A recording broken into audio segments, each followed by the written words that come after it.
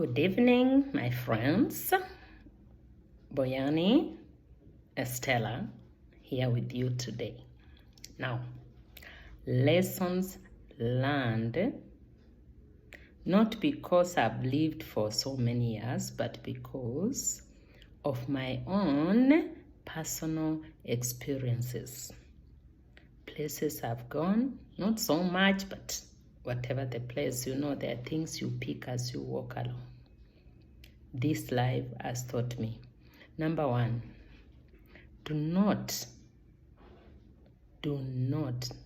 carry a grudge for so long. It will be paining you. It will give you sleepless nights, and the person you are grudging on is not even aware. He's very busy eating his food, they are enjoying their life, and you are getting migraine for no good reason. Number two, competition is good, but please do not overdo it. Do not compete beyond your means. Do not start doing things which are beyond your capabilities. Number three, always budget. Budget on everything that you do. Budget on your time so that you don't waste too much time for it waits for no woman or man. Budget for your money. Write the expenses first before you start balancing with what your expectations are. That way, you can be able to give priority to the most important things, to the least important things. Number four, do not overthink so much on the lost opportunities. Opportunities can be created. Some can be discovered. Others are just found by sheer luck, and others can be created. If you sit down, reflect on life itself, you will find an opportunity to do what you have always wished to do.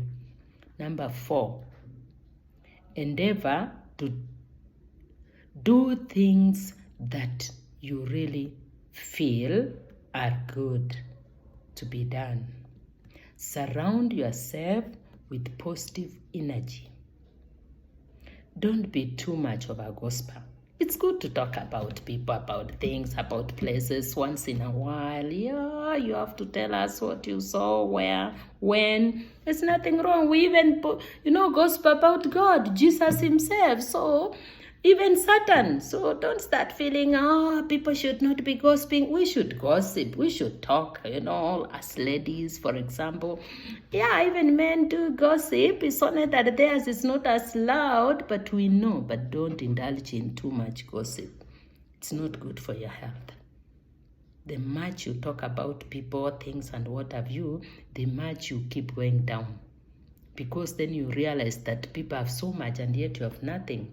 And please, when people don't talk about you, there's something wrong with you. Let them talk. When they talk, you get to know what is good, what is bad, what you are doing right, what you are doing wrong, or when you are even doing nothing, you know that people know that you also exist. So appreciate it. Sometimes don't always, bully about what people talking about me. There's no need. Just be happy. Some of us want people to talk about us, but they are not even talking. They can't even recognize. They can't even realize that we are around them. Those people we're trying to eye, and they don't even want to look at us, and you feel bad. So please, if people are talking about you, don't worry about it, negative or positive. There's nothing they can do anyway. Today they talk, tomorrow they sleep, or they come up with something newer or even better. As somebody said, don't be the person who keep feeding others with negative things. Once you hear them being discussed somewhere, you run and tell them. Sometimes shift what you are telling people. Yes, I like you telling me about what other people are talking about me, but don't always tell me the negative things. Some things can just be left unsaid. What you don't know does not hurt you. So please, if you know what you are going to tell, for example, if you find a man cheating on his wife with some other woman or something, or a woman cheating on his husband, on her husband with some other man there with, or something else, please, my policy, personal policy is that you don't tell the man or the woman who is now the victim. No. What you do, you be bold enough. Call that man who's cheating and tell him his days are numbered, and remind him that his wife is the best thing that ever happened to him. So what he's doing is wrong. Or call that woman and tell her that what she's doing is wrong and it's going to affect her life if the husband come to know. Warn them and tell them next time you find them, you will now report them to whoever. But don't be so fast. You can imagine now you have gone and told the wife about the husband cheating, and then you break her family. Are you happy when the children are suffering? Huh? I know it's wrong, and I know now the Christians will start judging me. Don't. Even the Bible says that which will hurt, you better keep silent about it. You don't have to lie or tell the truth. Just keep mum. Otherwise, if you are a true Christian, meet that person, face them, and tell them the truth, that what they are doing is wrong. You are not the judge and you are not God. Just remind them on what they are doing is wrong and leave them. Yeah? Are we together? I hope you understand what I'm saying. Next, what I feel, and I think, all the views I'm giving here, of course, you shift them, you see what befits you. I am not forcing you to take everything in. No, please, just take what you can, leave the rest.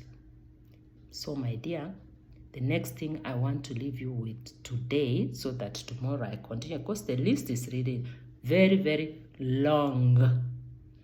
I want you to do this for me.